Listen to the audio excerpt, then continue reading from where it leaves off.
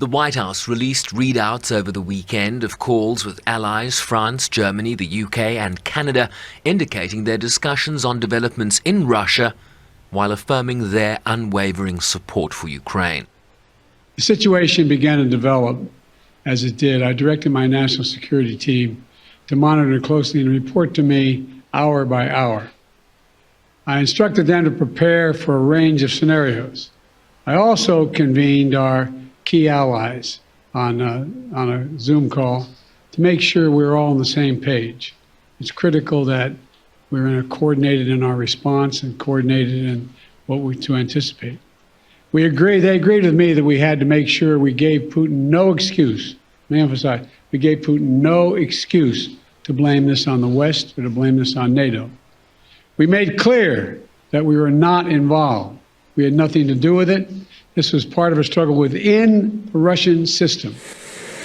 Biden said it was too early to reach definitive conclusions about internal developments in Russia, but that the focus of the Western alliance supporting Ukraine was that it should remain steadfast. Here, referencing a discussion he had with Ukraine's President Volodymyr Zelensky. No matter what happened in Russia, we, the United States, would continue to support Ukraine's defense and its sovereignty and its territorial integrity. He and I agreed to follow up and stay in constant contact. I'm also in constant contact with our allies to maintain our coordination.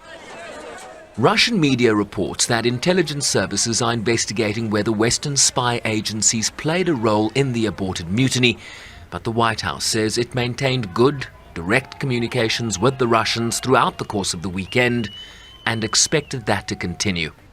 It's just too soon to know, after the weekend's events, where Wagner goes as an entity or where Mr. Prigozhin goes in terms of his leadership of it. It's just too soon to know how this is going to play out, whether in Africa or elsewhere, certainly in Ukraine.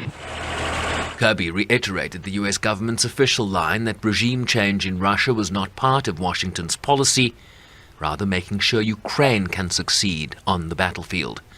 Sherwin Bryce-Pease, SABC News, New York.